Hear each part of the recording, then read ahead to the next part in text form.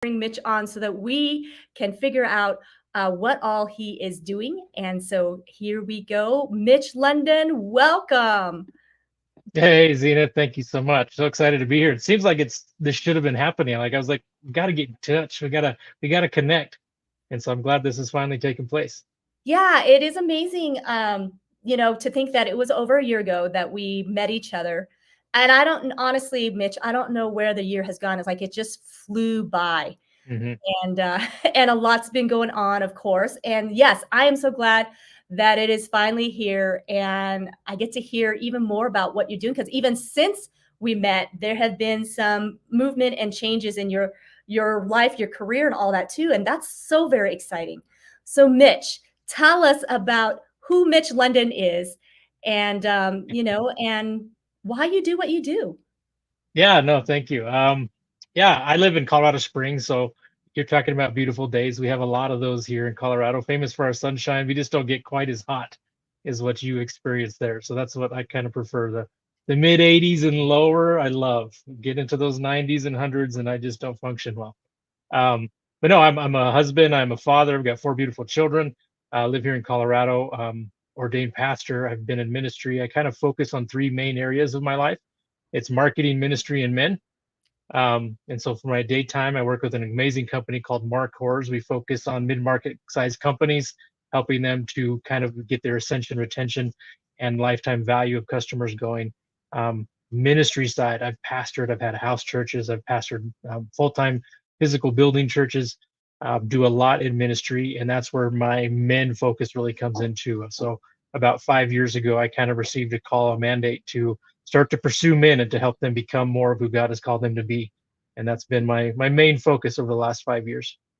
So that's awesome. And so, what was it that made you decide to really hone in and focus on men in the ministry? It wasn't even, it was a God moment. So I was doing very well. I had my own marketing agency for the last 10 years. I was kind of doing things on my own, um, and making the money and having the trips and doing this different stuff. But there's that hole, that piece that says, there's something missing. You're doing great things, but are you making kind of an eternal impact with what the things you're doing? And so that was something that was just starting to gnaw on me. And so I'm an entrepreneur, so I've always got ideas. I had a couple businesses on the shelf of just like one day I'm going to get to those. Right now I'm focusing on something else. And it was like, okay, I just felt like it was time to start reevaluating. So for me, when I need to hear something, I go get quiet with God. I hop in my car. I like to go and drive and pray at the same time. So I took off in my car, and as I was going, I just see this vision of Goliath. And he's standing there on a hill, just like you would imagine Goliath being from the stories of the Bible, of being belligerent and tormenting and just intimidating. And this story and vision I saw, David was nowhere near. So this was not the showdown. This was not the time for Goliath to fall moment. What I saw was the army of Israel standing there paralyzed with fear. And I just heard God speaking to me in the moment, saying, men are passive, they're stuck, they're paralyzed with fear, they forgot who they are. And I'm calling you to go slay this giant. And Wow. so for me, it was like this explosion of like, okay, I get this, I can do it, but how? How do I do this? And so there was a more story to that, but that's kind of the catalyst moment for me. It was just an interaction encounter with the Lord, Wow. that men today just have forgotten who they are. They're just the passivity. They're just stagnant. They're frozen. They can't make decisions. They're lacking certainty. So many things that we see in the world.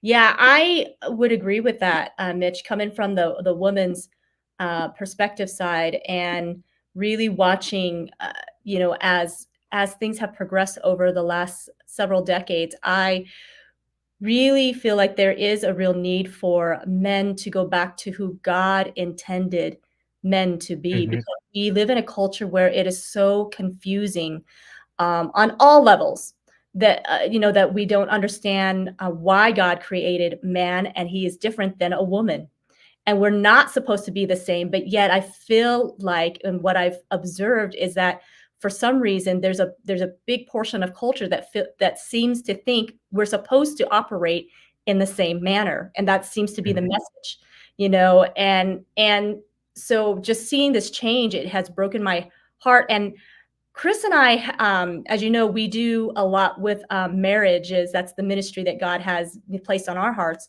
And so one of the things that we had done earlier on in our marriage was go through the Love and Respect series with Dr. Emerson Eggerichs.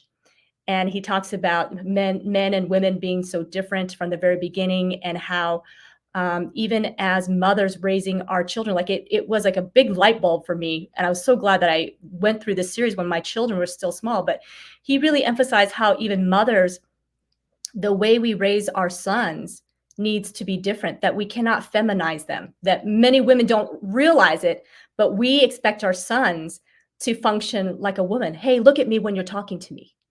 And he explained, well, for a woman, we need eye to eye contact to feel like somebody's listening to us. But in the man's kingdom, uh, that's like a fight or flight issue. Like that's hey, look at me, and we're engaging in a really intense conversation. And he goes, and that's why you'll see most men walk away when things are getting intense. They don't want to look at you in the eye, because to them, they're like, I don't want to engage in this. We're not going there. But a woman feels like, oh my gosh, how can you walk away? We're having this conversation. And when he kind of displayed that picture, it was like, oh wow, I had no idea that was, really from the very get-go, God designed us so differently, and he meant for it to be different.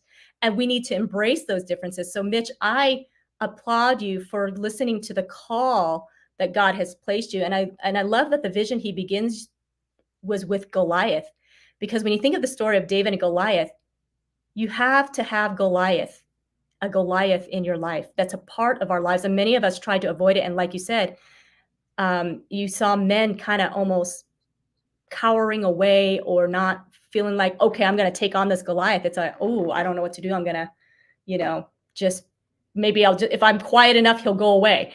Yeah, yeah, exactly. I mean, we all face it. The story of Goliath, it was a daily torment, twice a day.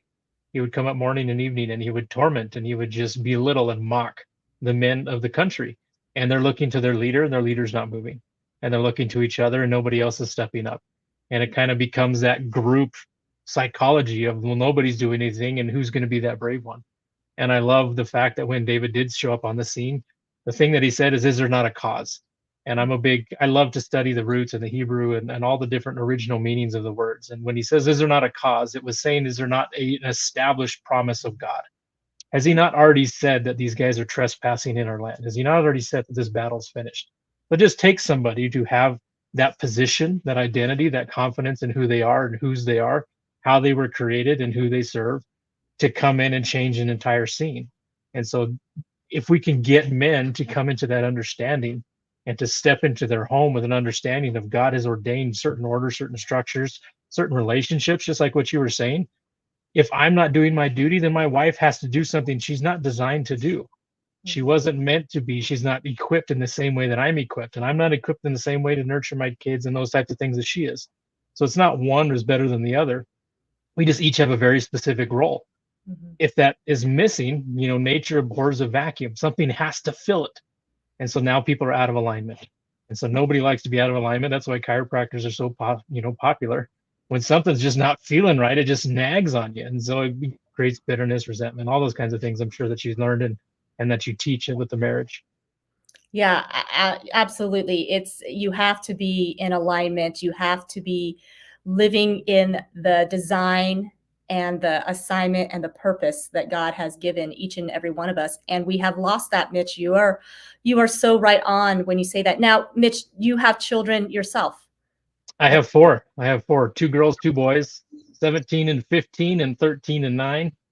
Wow. So you've got a whole age range of kids there. That's awesome. And you said there were boys and girls? So my 2 oldest are girls, 17 and 15, and my 2 youngest are boys. So 13 and 9 are the boys. Okay. Wow. Well, that's fun. Yeah. No, they're wonderful kids. Yeah, and that probably, I would imagine, has helped you to really, as you are in this ministry with the men, it probably has really helped inspire you and see just the differences between girls and boys from the birth. Because I saw that. I have a boy and a girl, and from the very moment they were born, they were very different. Yeah, absolutely. It's they teach you so much, and so anytime that you're learning, that you're trying to impart messages to somebody, you kind of have to walk through it first before you can actually apply it to your life. So producing fruit is usually best when you're trying to figure something out. A lot of times in the world that we live in right now is that you'll go to a retreat or a mastermind, or you learn this some new trick or principle from a guru, and you just want to apply it right away, and now you become an expert, but you haven't taken the time to actually produce fruit. And so I call it guru hopping, or just chasing principles, because everybody's got a secret somewhere, a secret sauce to do something. Same thing with marriage, same thing with relationships, where somebody did something and it worked, and now they want to teach you the exact same thing. Yeah. But there's a process to actually cultivate that in your life. How much weeds are in your garden? Are you giving proper nutrition? What's the quality of the soil that the seed is being planted in? There's so many other factors to actually produce fruit in somebody's life. So as somebody who's called to serve men, to help lead and guide men, there's a lot I have to go through. There's a lot of unlearning I have to go through. There's a lot of things from my childhood, from my relationship with my father, all this stuff that I'm like, okay, I thought it was, but now I'm really getting corrected, and I'm seeing the fruit of this is not working out well with my own children. I have to realign. I have to find out what is actually the right way to do stuff. So what you're saying is that you were not, you didn't have all the wisdom when you got married, and then when you had kids, it just wasn't there yet. It's been a process. Is that what you're saying? I've always loved kids. I've always was kind of ahead in that. So my older brother, he's 10 years older than I am, and he had kids. So I was an uncle at 10. And I started babysitting. I started helping to raise my nieces. I have two nieces. One, I was 10 years old in one, and then I was 12 years old when my second niece came. And so I've always had that kind of nurturing, kind of fathering type of anointing on my life. But you have a lot of unlearning to do. There's a lot of things that you think by default. So in my programs, I talk a lot about your default identity, that there's just things that have happened throughout your entire life, the way your family always does stuff, that forms who you are. And if you don't take a moment to stop and question, why do I do the things I do? Why do I believe the things I believe? You're going to continue on a default path, and default paths never lead to the destiny that you're trying to reach. And so you have to kind of take a moment and say, all right, Lord, where am I at? Where can I see an example of a godly man?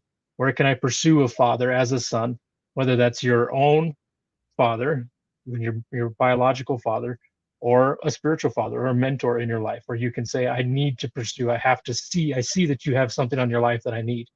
And so there's shifts and there's dynamics, but all of that leads to choice. And you have to be intentional with that. You can't be like that army of Israel who's just standing by waiting for somebody to do something for you. You kind of have to step out onto that field. Wow, that's good. That's good stuff, Mitch.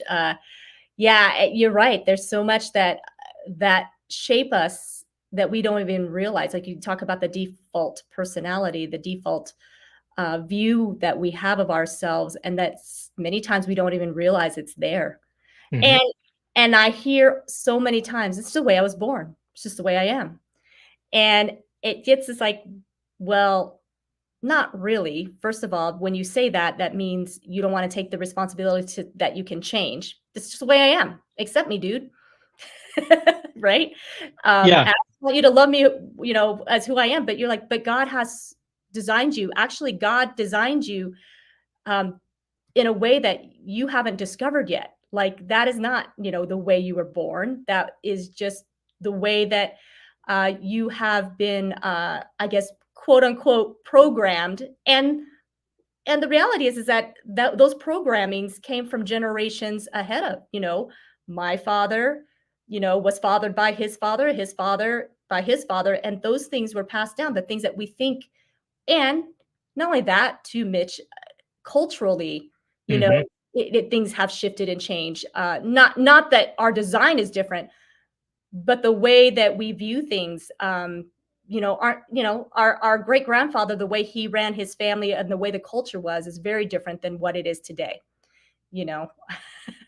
Yeah, absolutely. Absolutely. And it's like you said, there's cultural, there's things. How many different people speak into your life in your entire lifetime? I mean, Mhm, just think about that. How many different people have a voice, have a say on who you are and who you're becoming, even before you reach adulthood? mhm, You have teachers, you have friends, you have family members, you have religious people, and there's so many different things, entertainment, just your culture, regional, even within cultural. From Arizona, I grew up in New Mexico. It's a weird kind of a thing, but you can always recognize somebody from New Mexico. It's like this weird kind of like knowing, like you're from Albuquerque. I know it. Like I am. And it's just this kind of a weird thing. And there's just something about us. And so I talk a lot, Bible talks a lot about your walk. How you walk speaks before you do. How you're living your life speaks before you do. And so how that is shaped, how that is going is there's just so many voices that you have to filter through at some point in your life and realize those were wrong and I believed them and that's on me because I believed it. Nobody else. You got to take accountability and responsibility for that. You brought something up. You even talked about a spiritual mentor and a spiritual father that can have influence in your life that sometimes you have to undo. Mm-hmm. That can be tough for a lot of people because, if you're brought up in a church and, the pastor, grilled in you, this is what a man looks like, or this is what it's supposed to be. And yet it may not really fully align with really, what God has designed you to be, Mitch London, in with your family. Because let's also face it, your family is going to be unique also to my family. Granted, there are some straight across, this is the way men are supposed to be, but when it comes to individual, how do you meet the needs of your wife and your children? Well, your children and your wife have very different needs than, let's say your pastor may have, and so we have to learn to filter through that too. So Mitch, how does one really do that, and to know, okay, this is the right path that God wants me to do, but my spiritual leader says it's slightly different. Like, how does somebody, I guess, bring that together? And it's not necessarily wrong. It's just different and not necessarily out of God's alignment. It's just what, as a pastor, because now I'm going to ask for Pastor Mitch now, how do you counsel somebody on that? It's a different dynamic. So a lot of times in what I've seen, I've had a lot of bad mentors. I've had a lot of bad spiritual fathers, people who have abused the relationship, abused the authority, and there's always lessons to learn. Some of the indicators that I can see is when you come into a relationship in receiver mode only, you typically it's going to misalign because now you're into people pleasing, the posture is going to be different. As a man pursuing a father, it is our job and biblically kind of laid out for us to pursue and to honor. We see the example of Jesus. I only do what my father says. The role of the son is to help fulfill the call of the father's life. And so that's what we see in the patriarchal system throughout the Bible and throughout the system, what Jesus modeled for us. What many sons do is they want somebody to exalt them. So we think of like more of that prodigal son story of somebody who says, hey, I just want what's mine. I want to look good. I want to feel good. I want all of the warm fuzzies lavished upon me. I'm not looking for a mentor. I'm looking for somebody to be kind of like my pump up guy, somebody to just encourage me and tell me I'm awesome and not really correct me and grow me and stuff. When you can enter into a relationship knowing it's my duty to honor, regardless of the vessel. If the Lord has positioned me with somebody, and I got I call it a spiritual spanking. I have a huge conviction moment over this one time. Is I was praying to God and I was like, Lord, I was praying about a certain issue in the life. It may have been financial or something at that time. I was like, Lord, I'm looking for these answers. How come you're not answering me? Show me the wisdom. And he's like, I've sent people into your life and you've rejected them because of how they treated you. And that hit me so hard that I was judging the vessel and not the blessing that the vessel was carrying.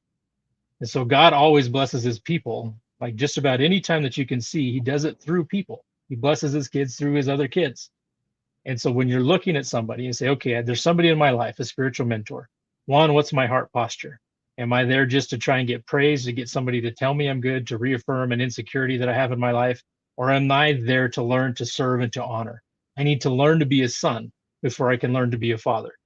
And it's often in that process of learning to submit yourself, especially if you don't agree with everything they say and do. That's when it's really tested. It's easy to honor when you agree with somebody 100% of what they're doing. But when you have to honor, because that's what we're called to do, even when you don't agree with everything they're doing, you have to remind yourself that they're accountable to the Lord. You're not responsible for their actions, but you're responsible for your honor to them. The Bible shows us examples of how you lose out blessings by not being in honor and how it removes the opportunity for this different stuff. So Pastor Mitch comes into this. If you have a situation, one is check your heart. Are you there to serve? Are you there to not receive, not get poured into, not worry about you, but you as a son or daughter to a father or mother How are you looking to serve that person? Are you walking in honor, and are you doing the honorable things? Or is this a transaction? Is the relationship more of, well, I'm going to do nice things for you, so you do nice things for me, and maybe you'll help position me and elevate me and put me in a better spot? Most of the bad situations, it's more of that. There's more of just trying to kind of selfish gain motives in there. They may not be strong, but subconsciously you're hoping for some kind of benefit out of it. Does Yeah, that make sense? that makes a lot of sense, and that was great. That was great, counsel there, and you're right, many and that's kind of the American, culture too, is that we are consumers. That we come to church, we come to do things to consume. Uh, Mm-hmm. and that's why you'll see that the majority of the church aren't serving. It's a very small percentage of the church that actually is in service. It's the same people over and over again doing the same stuff, the different ministries and things. But we do have a consumerism mentality. And when it comes to even coming into the role in a relationship, we have that tendency to be a consumer in our relationship. Well, if you're not making me happy, then I'm out of here. And many times people don't realize, well, that's not what that intention that God put us together was, not so that you could be happy, although happiness will come and joy will come. But really, it's to serve one another. It's to learn how to be like Jesus to one another. So you put it very beautifully, Mitch, is that many times it's just real coming in with a different uh, viewpoint, having a different heart about the matter, and being open to receiving what God has for you in that time frame. Something that you said earlier too, that you've had many spiritual mentors, and some of them were not so great. And so in this, well, and I only ask this because there are people who've gone through this and they've been hurt by the church, they've been hurt by spiritual leaders, and so it breaks my heart when that happens. First of all, we're all humans and we're sinners and we are imperfect. And like any family members, at some point, somebody's going to hurt you, not by Mm-hmm. intention, but sometimes it just happens. Um, but what makes me sad is the person that says, forget this. I'm never going to church again. I'm not going to be in fellowship. I'm not going to sign up for this wilderness adventure with Matt because I've been through the men stuff and I've been hurt over and over again. So how do you speak to somebody who may be experiencing that, Mitch, as you come across and you've got these great wilderness retreats coming up, and they're like, Mitch, I've been there, done that, has done nothing for me. And as you dig deeper, it turns out they were really hurt by somebody in the past. And how do you help them come through that? Yeah, the main thing, and with everybody we have to deal with, is when you harbor forgiveness or unforgiveness, it creates just a poison in your life. It brings torment into your life, and it doesn't do anybody any good. And so, really, I mean, usually there's more underlying issues. If you get hurt that way, it's probably there's a pattern of it. It's probably happened multiple times. And so we want to look at, why does this keep happening multiple times? Are we seeking to please other people? Are we seeking praise? I can only affect and change what I think and do. I can't do that to the other person.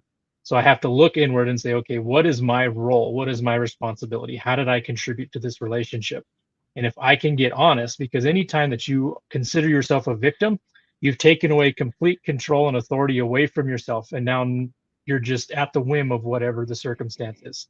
But when you can say, no, I contributed, there was things I did in this relationship that probably weren't the best also, you can start to have ownership and authority back in changing that and then fixing the heart and bridging those gaps. And so it's really diving in and say, let's get honest. Can we just call ourselves on our BS, please? And say, yeah, they may have done bad things to you, but where have we allowed it? Did we not set boundaries? Did we allow these things to be happening? Where is it that we had a choice in this, made some choices? Now, we can't, again, I'm not saying it's your fault that somebody did something to you, but we all contribute to different situations. Of course, I'm sure people are going to watch this. There's extremes. Don't throw the baby out with the bathwater. Hear what I'm saying. Don't hear what I'm not saying. But there's moments, and we have to take accountability is my biggest point, is you owned some part of this. You contributed to this. So I teach a lot on strongholds, on the things that we do with our words, with our actions. People, what you're explaining, they often set up, brick by brick, they build this wall of protection around themselves, and they view it as this wall of protection. But when you're on the outside, you say, man, you just built yourself a prison cell. You can't see it because you're on the wrong side of the wall. But what I see is now you are enclosed, you're encased, you're stuck, you're in bondage, you're in prison. Until you understand and realize that you helped lay some of those bricks, you're not going to get out of there. You have to own that and say, okay, yes, I did contribute. And now we can start to move forward. We can start to undo some of that damage and tear down those walls and allow you to walk in more freedom where these hurts, these offenses, these different things don't sway you. They don't move you anymore. You can just release and forgive and move on. Mm, that's great. Good stuff. Good stuff, Mitch. Uh, so tell us a little bit about what goes on these men's wilderness retreats. What is it? How many men attend? How long is it? And where do you hold these retreats? Yeah, so I've done them in New Mexico, Colorado, and Wyoming so far. I have 3 different types of retreats. They started off with the inaugural one was a backpacking event. And so what you can carry is what you got. We hike into the backcountry here in Colorado, no cell phone service. There's bears, there's wildlife, elk, all kinds of stuff that's out there. And we get away from the noise and we hit the reset button. And so those are 3 days or 4 days, 3 nights. I limit those events to about 12 people just because of footprint and logistics. And there's a sanctity, there's an intimacy that happens. One of the best places I have seen for men to retain strength while also being vulnerable is around a campfire. As a leader, I don't have to facilitate. I don't have to ask questions. I don't have to draw anything out. If I can gather men around a campfire watching the flames, they're going to tell you whatever's on their heart or they're struggling with. It just inevitably, it all just comes pouring out.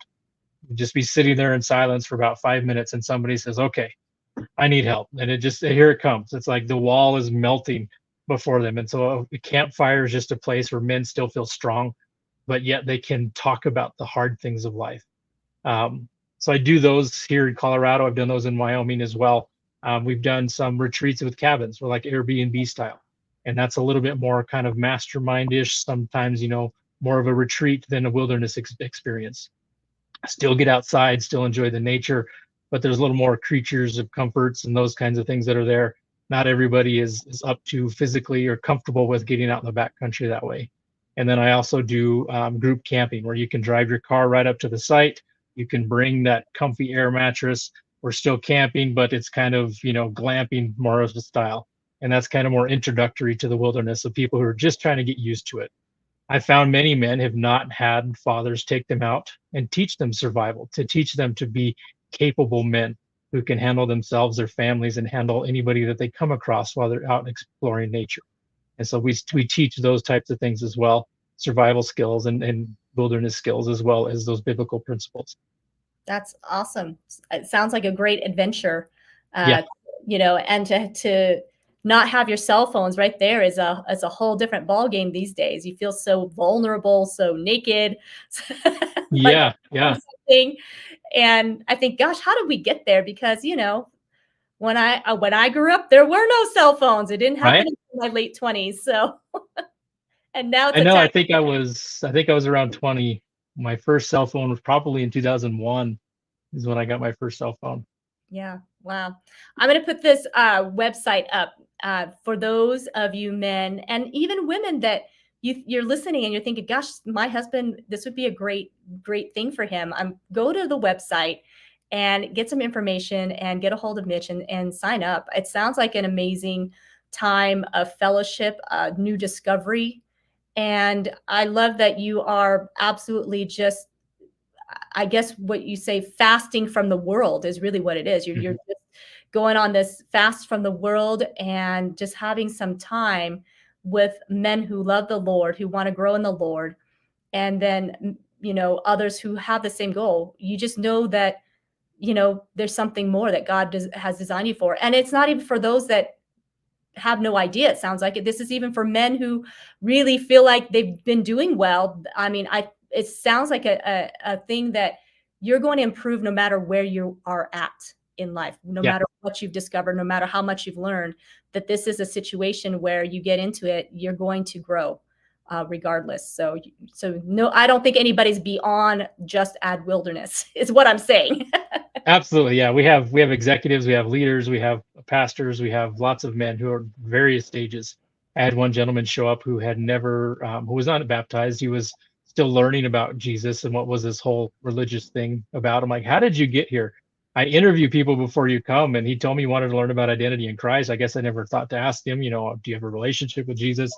But he showed up, and it was just this amazing thing. And he ended up getting baptized, and ended up kind of walking at it, and it totally transformed his trajectory in his life. But all of us have foundations, and as God is calling us and growing us to be able to handle what God is wanting to do in our lives, we have to have foundation checks. Are things still good? We see this right now so many times. How many leaders are falling?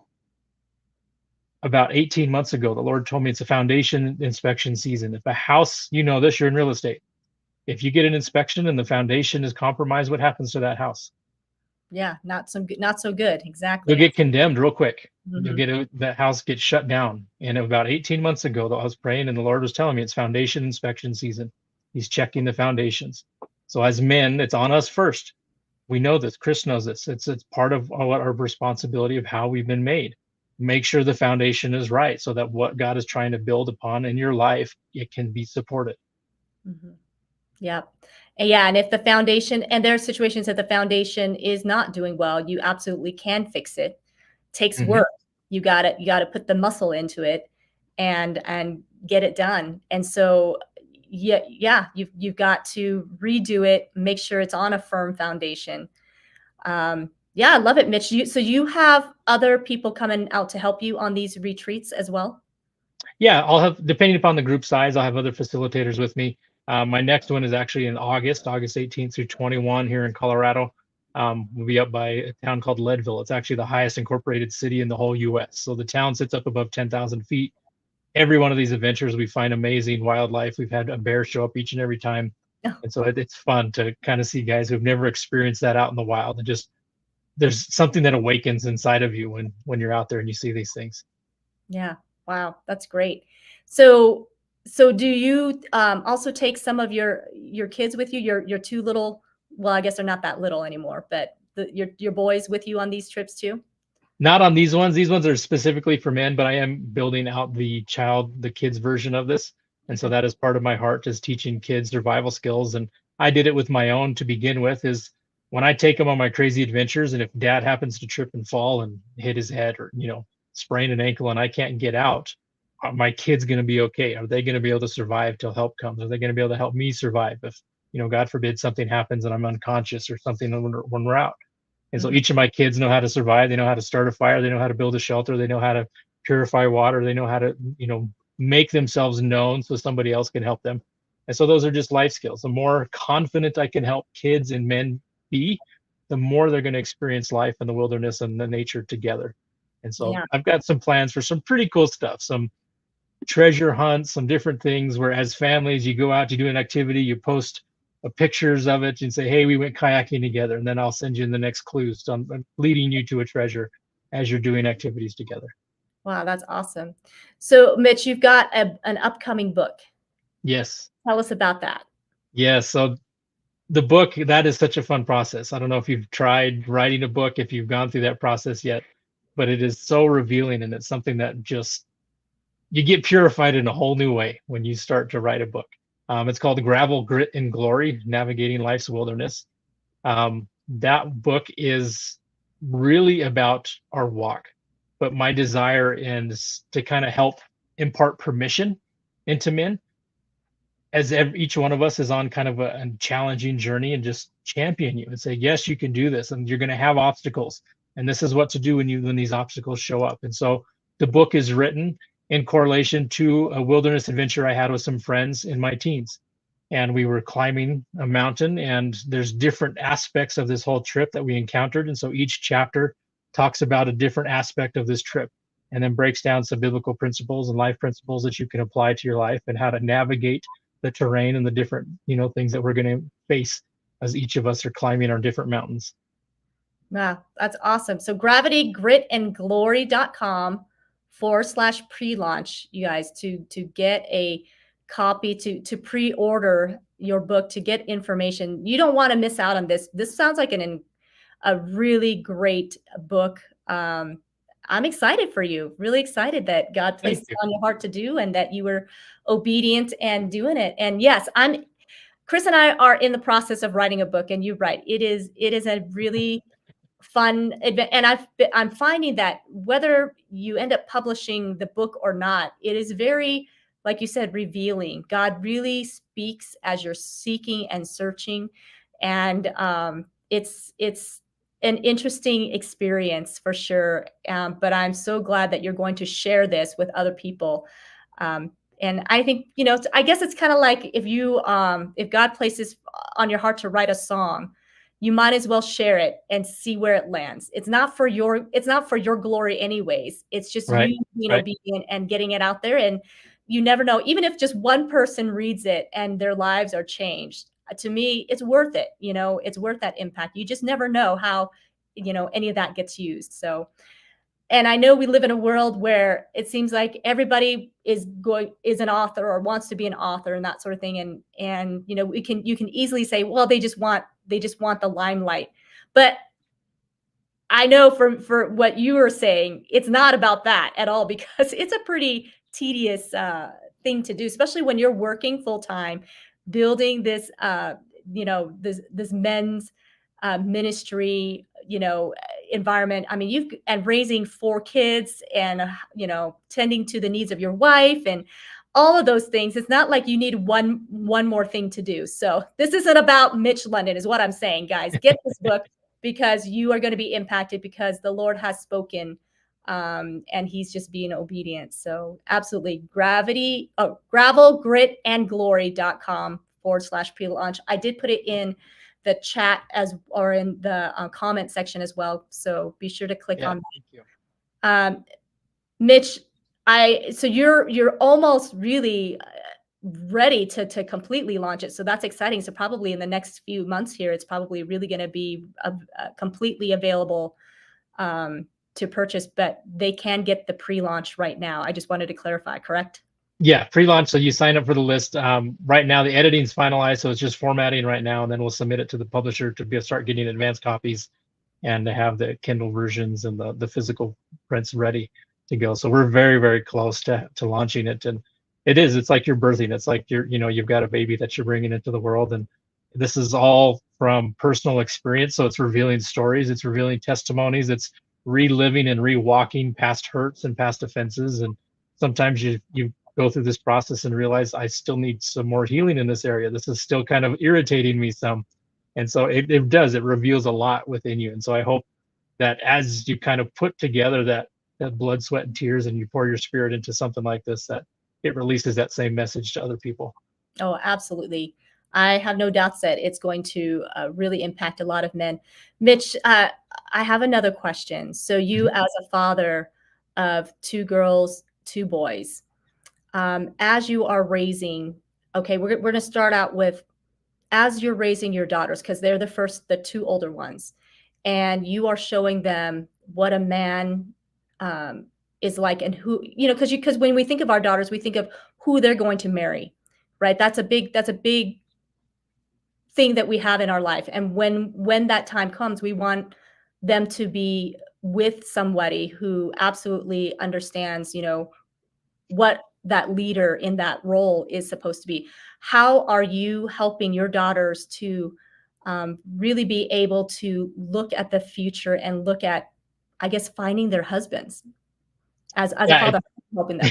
no, that's a great question. And I start with affirming who they are. And so it's all about they have to be confident in their identity. If they're seeking to fulfill a piece of them in somebody else, then they're going to find unhealthy relationships. And so as long as my girls know and they're confident in who they are and who they've been called to be and their uniqueness and their differences and what makes them special and what makes them quirky, and they can own it and they don't have to feel shame about any of that kind of stuff, it positions the relationships in the future much healthier. They have a relationship with their heavenly father. They know Jesus. They know how to pray. They don't question coming to mom or dad for advice.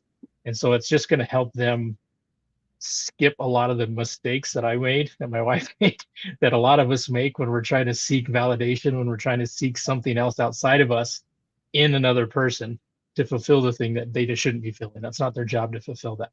And so that would be my main thing, is just make sure that you affirm your daughters, that you help them feel confident and beautiful of who they are, how they were created, and to embrace their uniqueness as they're discovering what that is. It's going to change from their toddler years into their preteens, into their teens, and now I've got one who's going to be turning 18 in December. And so it's different phases, and they're finding different elements of themselves. And so allowing them the grace and the space to experiment with, who am I? What are the things that I like? And they do that in a godly way, and it's just something that it's beautiful to watch. So I don't necessarily, of course, you have the dad stuff where they're going to meet me and we're going to have a talk and we're going to have approvals and disapprovals. I'm still your parent. I have to help guide you. A lot of times emotions can kind of make you see things you don't necessarily. There's blind spots, I'll say that. Emotions create blind spots. But I'm confident, watching the decisions they make now, watching their discernment that they have, watching the judgments of saying this is right, this is wrong, that they're going to make those right choices when it's time. That's powerful, Mitch. It's very powerful, because you are right. When a young lady isn't confident in who God has purposed her to be, it is a recipe for a mess, and you do end up in an unhealthy relationship. And yeah, I love that. So okay, so now how are you preparing your young men for adulthood, to become the man of God, to become the Davids, of Yeah. this time? For my young boys, my young men, I focus a lot on honor. And this is how a man acts. And I have to show them how to do that. This is how you treat your wife. This is how you treat your sisters. This is how you handle the situation. Even when your feelings, and when you're feeling slighted or you're feeling, like you got taken advantage of, it's how we respond to things that is going to help us in our growth. And so I believe a strong man is a man under control. Not that you don't have strength, that you don't have those kinds of things, that you have it all available, but it's always under control. And so I help them when they're frustrated, when their emotions of, this is the way that we act in this situation. And that takes a little bit more direct conversations with my boys than I have with my girls. The girls, it's a little bit different as far as the dynamic, but with the boys, it's very much of saying, this is the way we act as men. And this is how we treat people. We don't do that. It's kind of very much showing them how to make those right decisions. I love that. And that, when you were saying that, it reminded me of when our son was about 7 years old, and I was hanging out with my girlfriend and her kids. And so the two boys were, I guess, fairly close in age. Anyways, they all kind of were out by the golf course, and I guess some girls walked by, and these are, 7, 8-year-old boys. And I guess they were doing cat calls, whistling, cat calling. And so their sisters, of course, came and tattled, you know, Max and his friends were whistling and saying all these things to the girls and blah, blah, blah, blah, blah. And my girlfriend and I looked at each other like, oh, how are we going to handle this? Like, first of all, you had to try not to like laugh in front of them or smile, because if you're like, that's kind of, you can imagine. And I just pulled it together. And I think God just gave me the words at the moment. I said, son, I said, that's not how you treat girls. And he goes, what do you mean, mom? I said, it's not appropriate. I said, your job as a boy, as a, and you grow into a young man, your job is to make a girl feel beautiful. And I'm gonna tell you, yelling out those things does not make her feel beautiful at all. It doesn't honor her. It doesn't do any of that. And he still kind of looked at me like, what are you talking about, mom? Because all my friends are, doing it, kind of thing. I said, well, let me ask you this. How would you like it if somebody did that to your sister? And he's all, I said, okay, how about your mother? And he's like, I said, Yeah. okay, Yeah. then this is not okay. Now, there are other ways you can show that you appreciate the beautiful creation that God, put on this earth, but that is not the way you do it. And so when my husband came, I don't know, maybe an hour or so later into it, and so, we tell him what had happened. My husband, same thing. He pretty much said, son, that's not how you treat women, that you need to make them feel beautiful. And, that's not the action. That's not the words. That's, there are better ways to do this, and I know that, in that time, I'm sure it was very impactful, because I don't think he ever did it again. So, at least Yeah. to pause. But those are moments that, when culture and society do it one thing, because, that's what they see on TV and that's what they see their friends and brothers or whatever doing. So they think that's the way you're supposed to treat, the opposite gender. So, yeah. So when you were saying all that, yeah, you're absolutely right. You got to start from the very beginning, showing them what does that look like, and what does that not look like. Yeah, absolutely. As men, we have to have certainty, and certainty brings a lot of confidence in relationships around you. And so, as a father, you have to have non negotiables. And that's what you do as you're fathering other people is say, these are non negotiables. We're going to cut this off really quick because there's not a negotiation of whether this can or cannot happen. It can't. And Mhm. so this is a place that it just is an off limit zone. We don't do that. So let's just get rid of this right now. Let's explore why we thought it was okay. But this is a non negotiable area. And having that certainty as a man, as you're fathering, as you're leading, brings so much more peace into the relationships that are around you. Yeah, yeah. And I don't know what it's like in your household, but it really it warms my heart.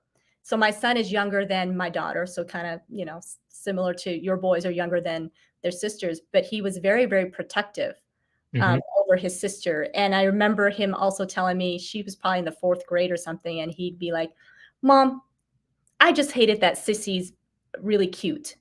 I said, "What?" I said, "Are you saying you wish you had an ugly sister?" And he goes, "Well, it would be a lot easier." I said, "What are you talking about?" And he's all, "Well, all the boys are flirting with her."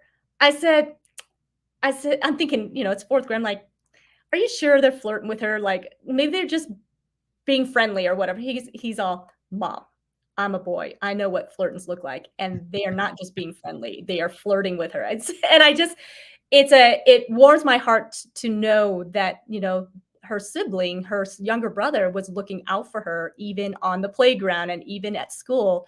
And again, it's that teaching young men, you should be protective of the women in your life, the women that you love. And there should be a time where you're going to stand up and stand up for her. And he did a few times, kind of thing. So you always picture the older brother doing that for a little sister, but I didn't realize that, that it really is something that God had placed even in his design from the very beginning to be protective of his sister and his mother. And then later on, it's going to be his wife, so Yes. pretty awesome. Mitch, I really applaud you for absolutely obeying and walking by faith in the Lord, and just answering that call, because so many times we hear those whispers and those nudges, and because sometimes it's a small thing, and sometimes we're easy to justify, "Oh no, somebody else can do that." Right. I don't have time for this, or that sort of thing. But yet you were obedient and did it. So I can only imagine that it is just going to bless and impact so many lives. So keep going. You guys go to justaddwilderness.com. Get a hold of Mitch. He is an incredible man of God, as you can see. Share this out if you're watching on the replay. Get his message out and get his book when it's out. Go ahead and order the pre-launch so that you will get your first copy there. Mitch, as we wrap it up, is there anything else you would like to leave us with? Oh, that's a good one. I think just a theme of just identify your non-negotiables in life. Really sit down if you haven't thought about that before, but what are the principles you stand on? It's so easy to kind of have quasi principles of things that you agree with, that you mentally can get there. But what are those kind of non-negotiables that this is the foundations, these are the pillars for you, for yourself, for your family, and maybe have that discussion of say, what are the kind of the core principles that we have? And then everybody will have more confidence of knowing kind of what those boundaries are, what those limits are, but what those strikes are of what you stand for. Oh, fantastic, Mitch. Thank you for taking the time out of your really busy schedule to share your heart and to share what you're doing. I wish you all the best. You absolutely are an American dream maker. Please continue to do so, because, part of the American dream is being able to freely grow and develop who you are, not just your business, but who you are as a person, who you are spiritually, all of that. And so, embrace the freedom as an American and continue, everyone, to have that growth. Until we do not have life in us, there's always room for improvement for each and every one of us, because that is what's going to make this a better place. That's where change really happens, is when we can change ourselves first. Right? Amen. Amen. So thank you again, Absolutely. Mitch, and love having you here. Just add wilderness.com. Mitch, I will see you in just a little bit. Don't go away. I'm going to say goodbye to our guests, and I'll be right with you. Perfect. Thank you so much. Thank you guys for joining us today on American Dream Makers. And again, if you're watching this on a replay, we'd love to hear from you and share this out. What a great message. And get signed up with the things that Mitch is doing. Men, it's going to change your lives, change your world. And it's just going to help you become a better leader, even if you are already a great leader. So just encourage you to have a wonderful, blessed day. And until next time, we will see you soon.